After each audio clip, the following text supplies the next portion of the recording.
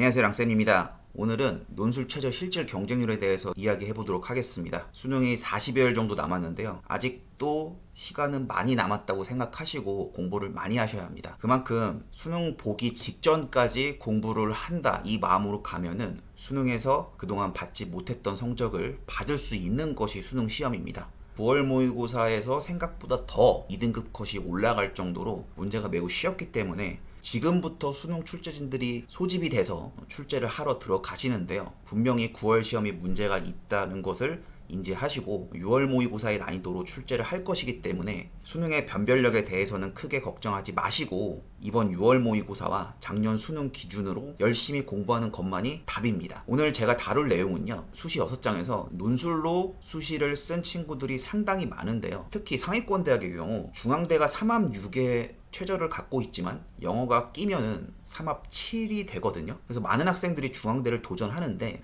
작년에 중앙대학교 수능 최저를 맞춘 친구들이 몇 명인지를 한번 일일이 분석을 해보고자 합니다. 우선 중앙대 논술 시험이 자연계열 수리논술 기준으로 봤을 때 오전 시험과 오후 시험이 있습니다. 작년 같은 경우에 오전 시험이 꽤 쉬운 편이었기 때문에 90점 이상을 맞지 않으면 쉽지 않은 시험이었고, 반면 오후에 보는 시험의 경우는 의대와 약대 친구들도 같은 시험지를 보기 때문에 전기전자공학부와 융합공학부의 성적이 낮은 이유가 메디컬 시험과 같은 시험지를 보기 때문입니다. 올해도 이 중앙대학교 논술을 생각한다 그러면 미적분뿐만이 아니라 확통, 기하도 완벽하게 대비를 해야지만 중앙대학교 논술 시험에서 고득점을 받을 수가 있겠는데요. 사실 그 고득점보다 더 큰 난관은 중앙대학교의 수능 최저를 맞추느냐, 이것이 훨씬 더 고난이도라고 보여집니다. 중앙대학교에서 실질 경쟁률만 발표를 해줬기 때문에 수능 최저 충족률은 제가 일일이 다 계산을 해봤는데요. 정말 놀랍게도 30%를 넘는 학과가 단 한 학과도 없었습니다. 전자전기공학부만이 29.5%로 30%에 가까운 수능 최저 충족률을 갖고 있었는데요. 특히 약학부의 경우는 이 4하보를 맞춘다는 것이 매우 어렵거든요. 그렇기 때문에 13.6%라는 아주 낮은 수능 최저 충족률을 기록했습니다. 이 중앙대의 수능 최저 충족률을 보고 느낀 것이 학생들의 욕망이 이 중앙대 논술에서 보이는구나 라는 것을 알 수가 있었는데요.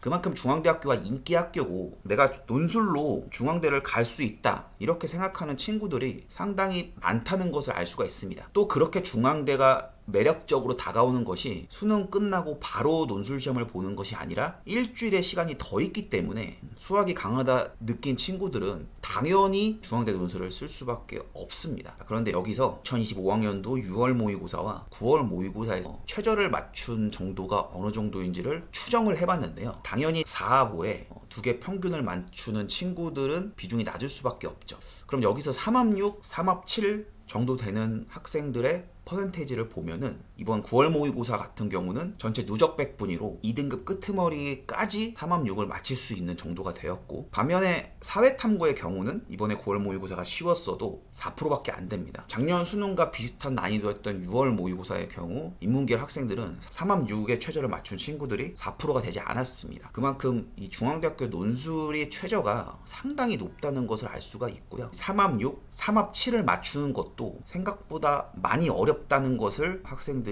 깨달아야 하는데, 제가 전에 영상에서도 말씀드렸지만 학생들이 이 3합 7을 충분히 맞출 수 있을 거라고 생각을 하거든요. 하지만 생각보다 3합 7이 어렵기 때문에 과목을 버리지 말고 골고루 모든 과목을 잘 볼 수 있도록 노력해야지만 3합 7의 결과가 나올 수 있다. 이것을 이 표가 보여주고 있습니다. 그리고 제가 3합 7 정도면 어디 대학을 갈 수 있는지까지 영상으로 다 만들어 놨었고요. 그래서 이 중앙대 최저를 맞춘 학생들이 중앙대를 정시로 갈 수 있을까 놓고 봤을 때 인문계열은 충분히 정시로 갈 수가 있습니다. 제가 3개의 성적을 갖고 왔는데요. 우선 첫 번째 학생의 성적을 보시면 수학이 아쉬운 학생인데, 이 친구의 경우 가군하고 나군을 중앙대를 쓰면은 영어 영문도 붙을 수 있는 성적을 가지고 있습니다. 뒤에서도 확인하실 수 있지만 작년 중앙대 문과가 입결이 많이 올라갔어요. 그 이유는 교차 지원을 해서라도 중앙대를 가겠다고 한 친구들이 많았기 때문이거든요. 그로 인해서 입결이 많이 올라갔습니다. 이 친구의 경우도 나군의 중앙대학교 일본어 문학학과를 써서 합격을 한 친구고요. 가군에서는 한양대학교를 썼는데 한양대학교도 작년에 인문계열은 입결이 많이 올라가서 이 친구는 나군의 중앙대를 선택한 친구라고 보실 수가 있고요. 다음 학생은 자연계열 학생인데요.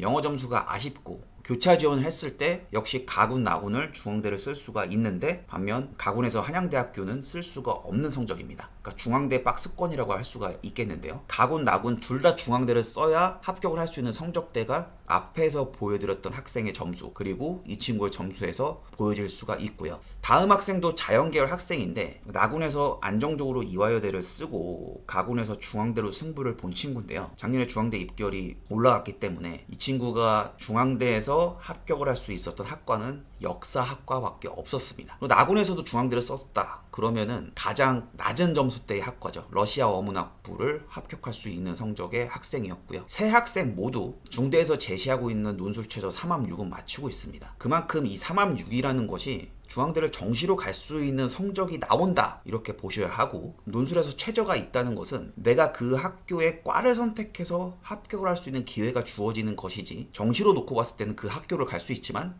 내가 원하는 학교를 가기에는 좀 부족할 수 있다 이렇게 말씀을 드렸었습니다. 그러니까 중앙대를 가는 친구들은 정시로도 중앙대를 갈 수 있는 학생이다, 이것을 꼭 염두를 해두셨으면 좋겠고요. 경희대학교 같은 경우는 아무래도 인기학과의 충족률이 높은 편이고요. 자연계열의 경우도 상대적으로 인기가 높은 학과의 수능 충족률이 높습니다. 2합5라는 최저가 상대적으로 3합 6이나 3합 7보다는 훨씬 최저를 맞추기 쉽기 때문에 중앙대학교보다 훨씬 수능 최저 충족률이 높다고 볼 수 있고요. 다만 이걸 반대로 생각하면 대략 40%의 충족률이다. 그 말은 이 논술을 지원하는 학생들이 수능도 생각보다 많이 안 되어 있다는 것을 의미합니다. 수시 6장을 써야 하니까 논술 전형으로 도전을 하는데 경희대학교 2합5 이러면 충분히 나는 할 수 있지 않을까 이렇게 생각을 하고 도전을 하는 친구들이 생각보다 수능 최저 충족률이 낮은 거에 학생들의 욕망이 경희대에서도 보여지는구나 이런 것을 느낄 수가 있었고요.